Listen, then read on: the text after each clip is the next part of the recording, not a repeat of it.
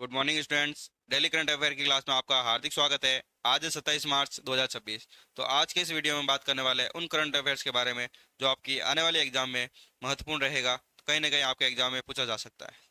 तो क्लास को पूरी देखना, मिस मत करना, क्योंकि आज की क्लास इंपॉर्टेंट रहने वाली है। तो चलिए शुरू करते हैं आज की क्लास बिना वक्त गंवाए। आज का पहला सवाल है और इम्पोर्टेंट लगा लेना पहले ही। विश्व वायु गुणवत्ता रिपोर्ट 2025 में भारत की रैंक क्या रही है? तो हाल ही में विश्व वायु वर्ल्ड एयर क्वालिटी रिपोर्ट जारी की गई थी, जिसमें भारत की रैंक रही थी 6 नंबर। कौन सी रही है? 6 नंबर पर। इस रिपोर्ट किसके द्वारा जारी की जाती है? तो ये रिपोर्ट जारी की थी IQ एयर के द्वारा, जो स्विट्जरलैंड आधारित एक संगठन है जो दुनिया भर में वायु एयर क्वालिटी पर एक डाटा एकत्रित करके ये रिपोर्ट हर साल जारी करता है। किसके द्वारा? एयर IQ एयर के द्वारा। ये रिपोर्ट्स दक्षिणी एशिया देश के वायु प्रदूषण में सबसे अधिक प्रभावित रही है, जिसमें पहले नंबर पर आता है बांग्लादेश और सेकंड पर आता है पाकिस्तान। इन दो देशों में एयर क्वालिटी सबसे खराब रही है, जिसमें भारत की रैंक क्या रही है? भारत की रैंक रही है एयर क्वालिटी में 6 नंबर। अगला सवाल है, पेरिस ओलंपिक पदक विजेता राजकुमार पाल को किस पद पर नियुक्त किया जाएगा? तो हाल ही में पेरिस ओलंपिक पदक विजेता रहे हैं राजकुमार पाल, जिसको यूपी की सरकार में DYSP का पद मिला है।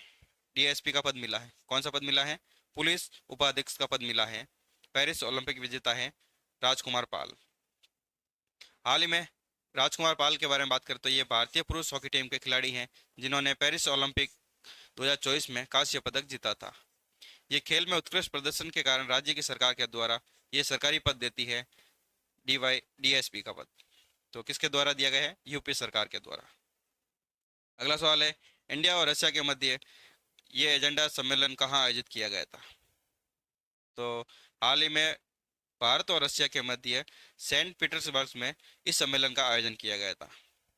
इस सम्मेलन का मेन उद्देश्य है कि भारत और रूस के मध्य संबंधों को और मजबूत बनाना। ये एक द्विपक्षीय सम्मेलन था, जिसका आयोजन सेंट पीटर्सबर्ग में आयोजित किया गया था। इसके मुख्य उद्देश्य है कि आर्थिक सहयोग को बढ़ावा देना, रणनीतिक साझेदारी बढ़ाना और नई नीतियों पर चर्चा करना। इसका मेन उद्देश्य था इस सम्मेलन का, जो भारत और रशिया के मध्य सेंट पीटर्सबर्ग में आयोजित किया गया था। अगला सवाल है, भारतीय वायुसेना किस देश के पायलटों को प्रशिक्षण देगी? तो हाल ही में ये देगी यूनाइटेड किंगडम को। किस देश को? यूनाइटेड किंगडम देश के वायुसेना को के पायलटों को प्रशिक्षण देगी भारतीय वायुसेना। भारतीय वायुसेना कौन सी है? IQF के द्वारा यूनाइटेड किंगडम की रॉयल एयरफोर्स को पायलटों को ट्रेन करेगी। ये ट्रेन IAF वैली UK में होगी। ये पहली बार भारतीय ब्रिटिश पायलटों को ट्रेन करेगी। ये फर्स्ट बार होने जा रहा है जो भारतीय वायुसेना किसी अन्य देश के वायुसेना को ट्रेन करेगी, पायलटों को ट्रेन करेगी, जिससे कि इंडिया और UK की डिफेंस कॉपरेशन को बढ़ावा मिलेगा और IAF की ट्रेनिंग कैपेबिलिटी ग्लोबल लेवल पर स्ट्रांग बनी रहेगी और एक साथ काम करने की क्षमता को भी बढ़ावा मिलेगा। तो किस देश की रॉयल एयरफोर्स को पायलटों को ट्रेन करेगी? तो ये रहेगा यूनाइटेड किंगडम के। अगला सवाल है, उत्तर प्रदेश सरकार के द्वारा किसे क्षेत्रीय क्रीड़ा अधिकारी नियुक्त किया गया है? तो ये किया गया है रिंकू सिंह को। किसको बनाया गया है क्रीड़ा अधिकारी? ये बनाया है रिंकू सिंह को। हाल ही में उत्तर प्रदेश सरकार के द्वारा भारतीय क्रिकेटर रहे हैं रिंकू सिंह को आधिकारिक रूप से क्रीड़ा क्षेत्रीय अधिकारी रूप में रीजनल स्पोर्ट्स ऑफिसर के रूप में नियुक्त किया गया है। ये नियुक्ति उत्तर प्रदेश में खेल गतिविधियों को बढ़ावा देने और खिलाड़ियों को प्रोत्साहित करने के लिए दी गई है। किसके द्वारा? यूपी की सरकार के द्वारा। अगला सवाल है, भारत का रणनीतिक पेट्रोल भंडार इनमें से कहाँ स्थित नहीं है? तो भारत में पेट्रोलियम भंडार विशाखापट्टनम में स्थित है, बेंगलोर में स्थित है और पौदूर में स्थित है। कहाँ स्थित नहीं है? यह है चेन्नई में स्थित नहीं है। इसका सही आंसर हो जाएगा चेन्नई। भारत में रणनीतिक पेट्रोल भंडार वर्तमान में विशाखापट्टनम में स्थित है, बेंगलोर में स्थित है और पौडूर में स्थित है। इसके अलावा दो और नए खोले जा रहे हैं, चांदीपौल ओडिशा और पौदूर कर्नाटक में, और पेट्रोलियम भंडार बनाए जा रहे हैं भारत में। तो इम्पोर्टेंट रह जाएगा, पूछा जा सकता है दो नए पेट्रोलियम भंडारण कहाँ खोले जा रहे हैं? तो ये है चांदीखोल ओडिशा और पौदूर कर्नाटक में। तो याद रखना, इम्पोर्टेंट है। अगला सवाल है, बिम्स्टेक्स युवा विरासत एवं सतत विकास कार्यक्रम कहाँ आयोजित किया गया? तो ये कार्यक्रम का आयोजन हुआ था भारत में। कहाँ हुआ था? भारत के न्यू दिल्ली में। हाल ही में बिम्स्टेक युवा विरासत सतत विकास गहन कार्यक्रम का आयोजन 17 से लेकर 23 मार्च तक आयोजित किया गया था 2026 में।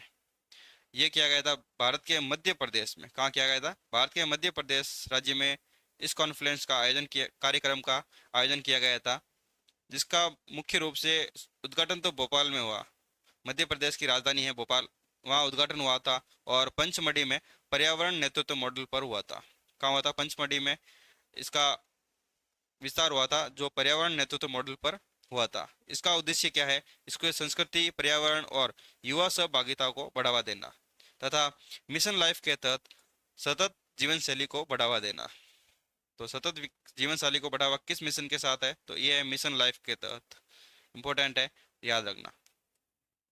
अगला सवाल है, चंद्रमा पर बेस बनाने के लिए नासा ने कितनी राशि की परियोजना घोषित की है? तो हाल ही में चंद्रमा पर बेस बनाने के लिए नासा के द्वारा $20 मिलियन की परियोजना घोषित की है। किसके द्वारा? नासा के द्वारा। हाल ही में नासा ने चंद्रमा पर स्थायी बेस बनाने के लिए, किस पर बेस बनाने के लिए? चंद्रमा पर स्थायी बेस बनाने के लिए $20 अरब की योजना घोषित की है। किसने की है? नासा के द्वारा।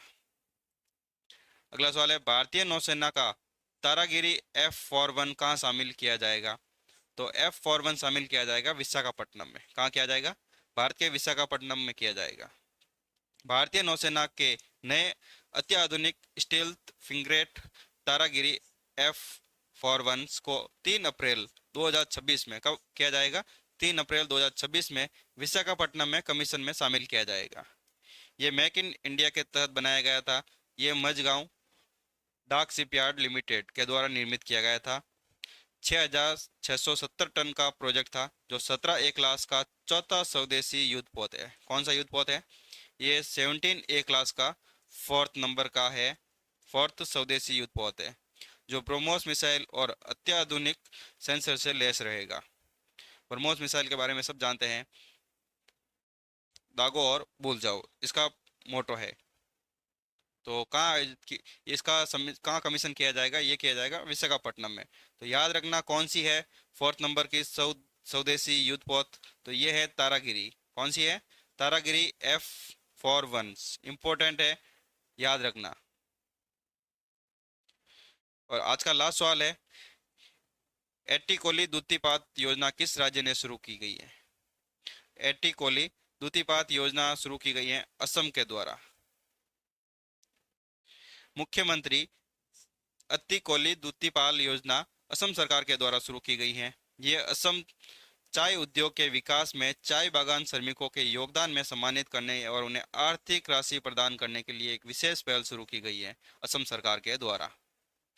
इस योजना के तहत योग्य चाय बागान श्रमिकों में, जो स्थायी रूप से या अस्थायी रूप से दोनों को 5,000 रुपये की एक वित्तीय सहायता प्रदान की जाएगी। कितने हजार रुपए की? 5,000 रुपये की एक वित्तीय सहायता प्रदान की जाएगी। जो चाय के बागानों में श्रमिक जो स्थायी रूप से या अस्थायी रूप से कार्य करते हैं, उनको एक सहायता दी जाएगी, वित्तीय सहायता दी जाएगी 5,000 रुपये। तो क्या नाम हो जाएगा इस योजना का? मुख्यमंत्री एट्टीकोली द्वीतिपात योजना, जो असम सरकार के द्वारा शुरू की गई थी। तो ठीक है, ये तो हमारे आज के मुख्य करंट अफेयर्स। अगर वीडियो पसंद आए तो लाइक शेयर सब्सक्राइब करके जाना और बेल आइकन को ऑन कर लेना, जिससे कि हमारी अगली आने वाली क्लास का नोटिफिकेशन आप तक पहुंच सके। तो मिलते हैं अगली क्लास में मॉर्निंग 7 बजे। तब तक के लिए जय हिंद, जय भारत।